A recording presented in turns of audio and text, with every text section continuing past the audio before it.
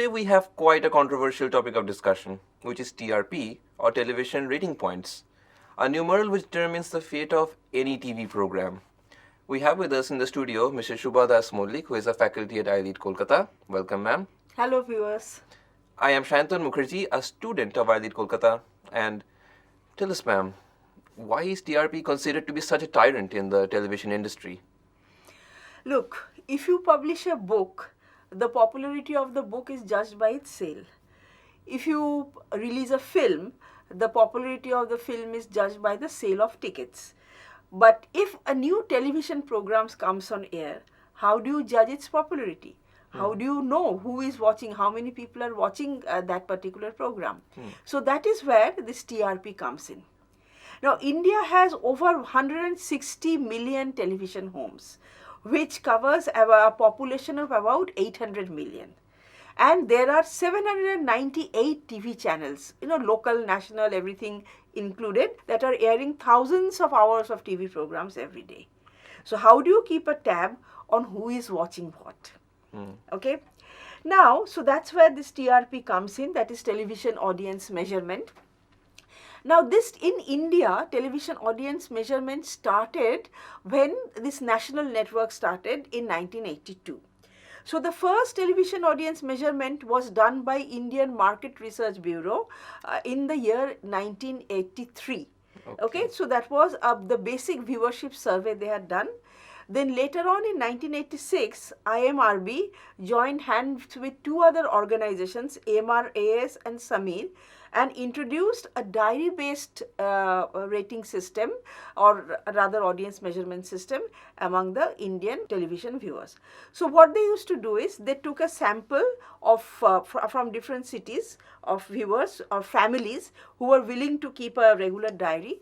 So they went and gave a diary to each family and assign one person, maybe the grandfather who had a lot of spare time, or the household, the housewife, whosoever, to keep a note of which television programs they watched throughout the day, to keep a note of that. And then end of the week, somebody would come and collect the diary and or rather make Xerox copies or whatever, and then feed the data into the computer. Okay, and send it to the Bombay head office. This was when, 1980s? This was 1980s, when Doordarshan was the only channel. So the private channels had not started. Doordarshan was the only television channel.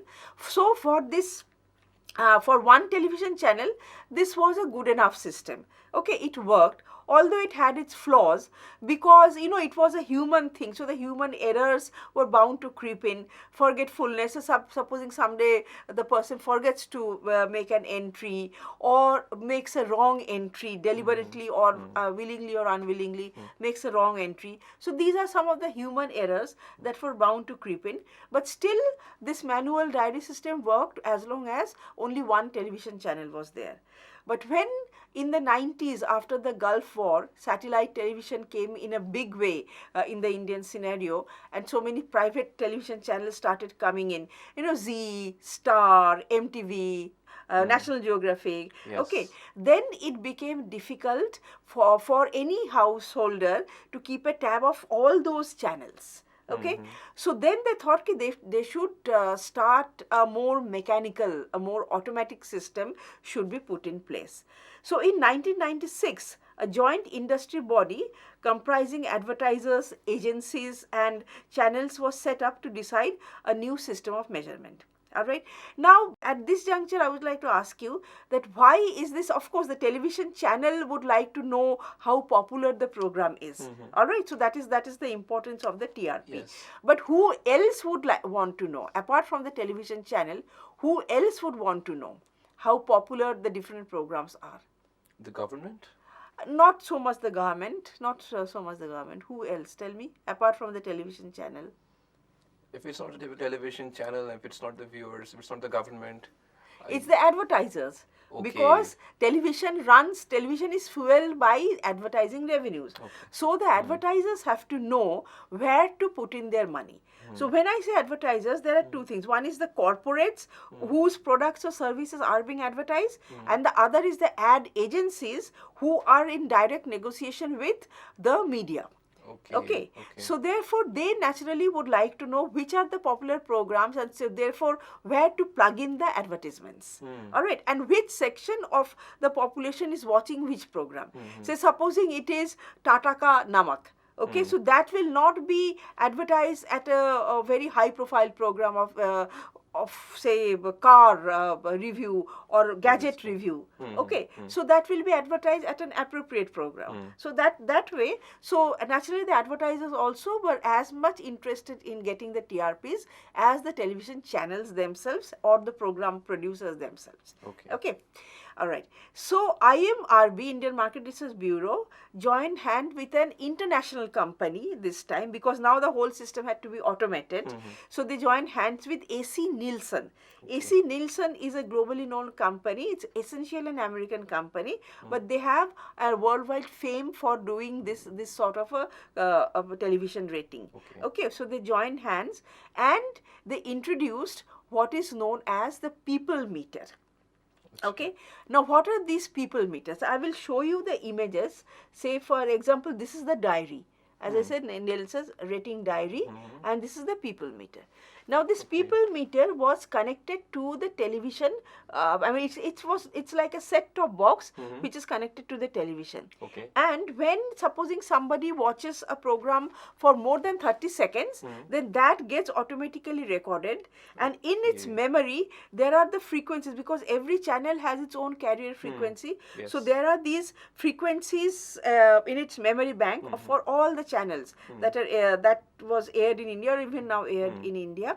And if a particular channel gets watched for more than 30 seconds, then that is recorded in the memory bank and matched with the frequency of that. I mean, then the machine knows, okay, this particular channel, by matching the frequency, that this particular channel was watched for more than 30 seconds. Less than 30 seconds, if somebody is doing channel flicking, so that will not get recorded.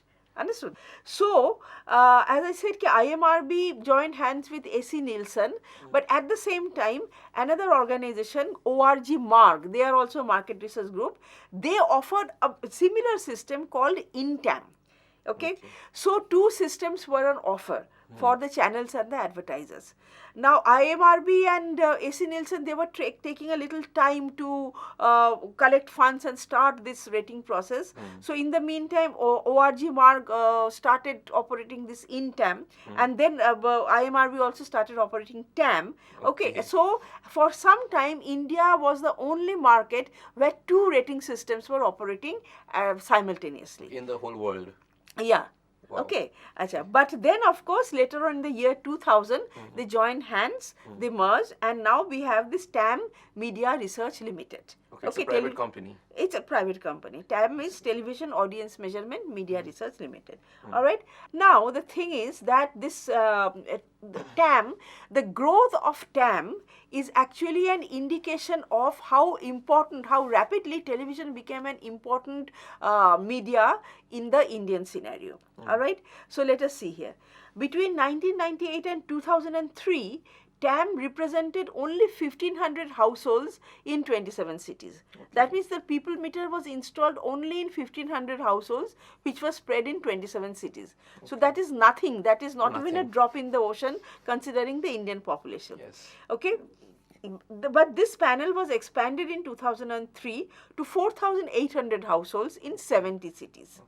And now it has 45,000 plus individual sample respondents from across 225 cities and towns with 12,200 TV meters. Okay, and people meters covering 11,130 TV homes. So this is the present scenario. All right, but even this is a very, very small number if you consider the entire population, not only the not just the population, but population with television sets in their homes. If you consider that, this is actually still a very, very negligible number. How did they choose these 45,000 plus people? So I am coming to that. Ironically, this is still, even though it's a negligible number, but still this remains the only available rating for the channels as well as the advertisers. And this is a severely flawed, severely limited system that is in operation. Okay, so that is the irony of the whole thing. So what are the problems of TAM? The first problem is that sample size is too small. As For you India. yourself said, yeah, it's too small. Second problem is that it has a heavy urban tilt. Initially, TAM was there only in cities that had more than 1 lakh population. Okay, so which was the metro cities, the 4 metros, and maybe the state capitals and so on. Okay, so only 27 cities. All right. Later on, now, of course, they have diversified into smaller towns also. All right. But still, the urban tilt is there. Urban tilt is all very much there. And it is very much skewed towards the higher income household. 25% of the people meters are installed in what is known as Section A household. So Section A household is the highest income slab. Okay, the really rich people. Yeah, the well-to-do upper middle class, not rich and upper middle class. Okay, so there the 25% of the people meters are installed there. So that is a very big flaw. Okay, but why is it installed in these households? The reason is obvious, that the advertisers say that these are the households with a disposable income, so they are our buyers. So we want to know what this section of society is watching. We are not so interested in the rural population, because anyway they are not going to buy our products. Understood? But even the advertisers, not all of them cater to the only rich people. Some of them do cater to the normal people as well. Yeah, of course. Some of the products do cater to the normal Toothpaste people as well. companies, for Yes, example. exactly, which are fast-moving consumer items. So they do, so therefore people have expressed grievances against the TAM, and now that the redressal is taking place. I'm coming to that. Okay. Now the third problem was that power cuts in small towns. So once they diversified into smaller towns, we know that there are too many power cuts that are happening, particularly in states like Uttar Pradesh. Yes. Okay, too many power cuts that are happening. All right. So what happened is, one particular week they found that the data, when they analyzed the data, they found that in Lucknow or Kanpur, viewership has suddenly gone down. Actually, the reason why viewership has gone down is that because of the power cuts. Okay? So they had to factor in that power cut thing also there. Okay, so that means they do not take it into consideration, because it's not that they didn't watch, but they could not watch because of power cuts. Okay, so they had to factor in those power cut factors. Another very peculiar problem was that the cable operators frequently changed the frequencies in which they sent out the different television channels. Okay, because they wanted to, they always have a tendency of fooling or bluffing the television channel. They have to give a certain percentage of their income to the television channels. So if they show that their income is low, then the television channels, they have to give less to the television channel. Okay, so that the television channel can't really figure out that what is actually the viewership of their particular channel. They just randomly, arbitrarily switch the frequencies. Okay, so that caused a problem, because the people meter, in its memory bank, the frequencies are there, and from there only it matches. Okay, this frequency means this channel was watched. Understood? Yes. So that created a problem. So these were some of the peculiar problems that TAM had to address. Okay, now coming to these urban tilt and higher income group tilt. Okay, what was the fallout? The fallout is that rural stories rarely got covered. Okay, because it was only catering to the urban people.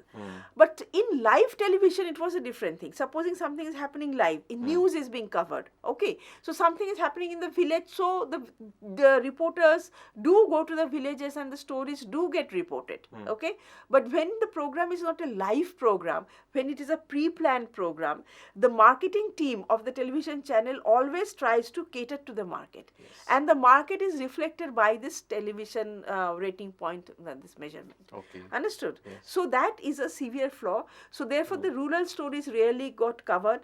Cricket emerged as a major media sport. after 2003 2004 actually, cricket became such a major media sport on television because it was gathering advertisements. It was were watching cricket, so cricket was being aired more and more, and that's why this IPL and all these things came up, Yes. because they actually get their money from the television advertising. Understood? That entire thing of getting revenue out of cricket and having so many cricket tournaments throughout the year came because of the ratings and the advertising revenue that cricket was able to fetch. Okay, so that is the second thing. Glossy news got more prominence over significant news.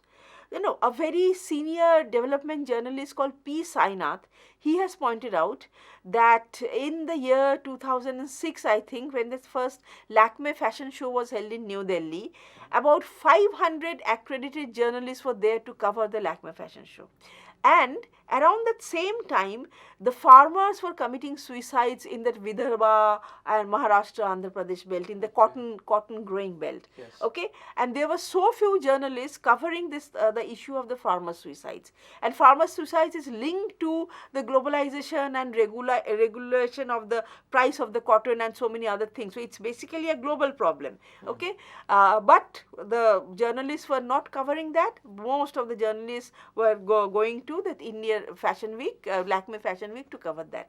So glamorous, glossy news was getting more prominence than the real news, what people should know. And then over sensationalization of news. You know that news also has to sell. News is a commodity that has to sell. Okay, so sensationalize it as much as possible. Yes. Okay, so breaking news, everything became a breaking news. All right, so these are the fallouts of the flaws of the ratings war. Now, at this juncture, I would like to tell you something. In India, this ratings war came after all these private television channels started. That means in the 21st century. Okay, in the year 2005, 6, 7 onwards, this rating war really heated up. It's really heated up. Okay, but America has experienced this rating war as early as 70s.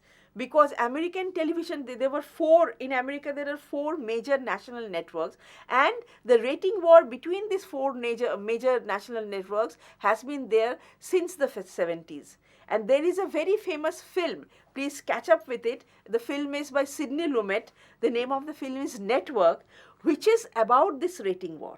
Okay? And I would like to show a clipping where one particular journalist gets fired because the popularity of his show takes a sudden nosedive, so he gets fired. Okay. After he gets fired, I mean, he is in the wilderness and or that kind of thing. Then a young woman comes in. The actress is Faye Dunaway. She starts a reality show. Okay, she says that this reality show can really get ratings, and she calls this fired journalist and she says that, okay, you come and say whatever grievance you have, you come and say it. So he comes to the studio and he keeps pouring out his grievances, and the rating of that particular program shoots up like anything.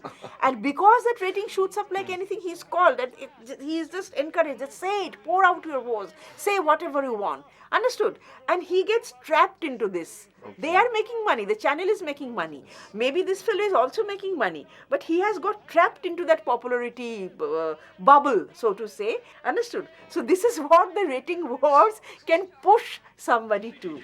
Are they yelling in Atlanta, Herb? Are they yelling in Atlanta, Ted? But first, you've got to get mad. You've got to say, I'm as mad as hell, and I'm not going to take this anymore. They're yelling in Baton Rouge. Get up, get up, get up out of your chair. Son of a bitch! We struck the mother lode! Stick your head out of the window, open it, and stick your head out and keep yelling and yell, I'm as mad as hell. I'm not going to take this anymore. Just get up from your chairs right now. Go to Where the you window. going? I wanna see if Everybody anybody's just go to yelling. the window, open it, and stick your head out and yell and keep yelling. I'm mad as hell! How am I going to take this anymore? I'm mad as hell! I'm not gonna take it anymore! I'm mad as hell! I'm not gonna take it anymore! I'm mad as hell! I'm not going to take it anymore! I'm mad as hell and I'm not gonna take it anymore! I'm not going to take it anymore! I'm I'm mad as hell! mad as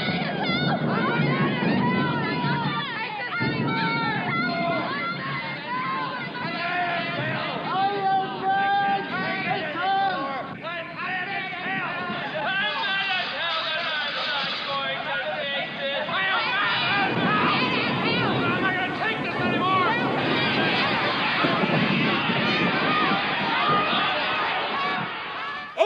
since it is very, very flawed, as I told you, so many channels, including NDTV, even this Times television, Times Now, and so many other television networks, they have expressed their grievances and they have said, we will withdraw from your system because your system is not showing the correct result. Okay? Because even as the universe of television household is total number of houses that have television, even that is increasing, TAM data shows decreasing viewership.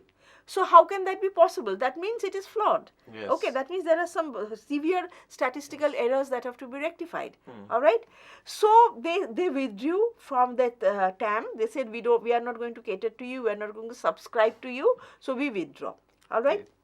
And one of the media marketing people, he has said that the ratings are a huge mess. A rating of 1 has an error margin of 35%. Only 7 channels out of 255 have a rating of more than 1. As you go from 1 to 5, the error gets exponential. Okay, so it's a totally messy situation. And given that the vendor operates and they said that this particular vendor, that is AC Nielsen, it's a totally private organization. So there are no other stakeholders. They operate in a monopolistic situation. So whatever they offer us, we have to accept it. There are no competitors. So that is why they are not even rectifying it. Now, Indian Broadcasters Federation, IBF, they took a positive step. Okay. So advertisers, advertising agencies and broadcasters, they came together to form Broadcast Audience Research Council, BARC. Okay, so BARC was formed in 2011 and the council became operational in 2014. What have they done? Okay, now by then this cable system is still there, cable operators, but we also have D2H. Okay, Yes. everybody doesn't get the TV through cable, they also get the D2H, and there are so many D2H vendors. So they started what is known as a watermark system, which would be a foolproof thing. Okay, this particular channel is going to this household, so there will be a watermark so that nobody can fudge the data. Okay. Understood? Yes. So they started this watermark system. Nielsen, once again, AC Nielsen became a part of it, and they brought in this new technology, and in an effort to improve the sample size, they also increased the sample size. Okay, so these are some of the improvements they brought in. All right, and here see, this is a home page of BARC. It announces, thanks to all broadcasters for their faith and encouragement with their investment in the installation of watermarking embedders. With upwards of 275 channels having ordered for embedders, all major networks in each region and across genres are on board. This shows their conviction in participation to create history with the world's largest television audience measurement system. Okay. So the Indian television audience measurement system is the world's largest, and all these broadcasters have invested because in their own interest they want the correct figure. So they have invested in that watermark system and their higher subscription fees so that the sample base can be increased and we can have a more accurate system. All right. So these are some of the results are given out weekly. Okay. So these are some of the results. These are popularity of some of the television programs. Okay. So it's given here. And similarly, the advertisements that come on air, those are also monitored. So Cadbury, apparently the maximum number of advertisements came on Cadbury. Then next was the TVS, that bike. Okay, then third was Fair and Lovely. So those are also monitored. Now, what are this BARC's edge over that erstwhile system of TAM? Number one, BARC does not operate in a monopolistic situation. There are other stakeholders like the Indian Society for Advertisers are the partners. IBF is Indian Broadcasting Federation, and AAAI, Advertising Agencies Association of India. So they have come together to form BARC. They are all stakeholders. The technical committee of BARC is it's a very strong technical support they have, and nowadays people watch television even on their mobiles or even in their computers, not necessarily on television. So that's why this set-top boxes are connected to the TV will not give the correct result anyway. Yes. So they are developing a technology so that across media, across boards, the television viewership can be judged. When supposing you're watching a television something on mobile, that also will get recorded. If you're sitting on your computer and watching, that also will get recorded. So like that. Understood? Fantastic. And obviously higher ethical standard. Okay, so these are some of the new things that have been introduced by BARC, and statistical data also has been is better. So what is the meaning of the improved statistical data? Two things have improved. Confidence level has improved and relative error has gone down. Now what is a confidence level? Confidence level means it's supposing you are doing a sampling today, okay, if you do it later on with the same sample size, you will get more or less the same result. That is the confidence level of a particular data. Okay, and relative error is, of course, supposing the relative error is 25%, then and if the rating is 1, then the actual rating can be anything between 0.75 and 1.25. Yes. Understood? So that relative error has to be narrowed down. Okay. Okay. So this relative error has been brought down, and this is a simple explanation of relative error vis-a-vis confidence level. Okay, and so in conclusion, I would like to say that crores of rupees are invested in making television programs. Crores of rupees are invested in buying television slots for airing the advertisements, and so there has to be a transparency about which particular programs are actually being watched. Okay. Also, the programmers would like to know the actual level of popularity of their programs and who is watching what kind of program. So therefore, it is very, very important to have a foolproof TRP system in any country, because television is still the most dominant and most powerful of the mass media that are there in the market.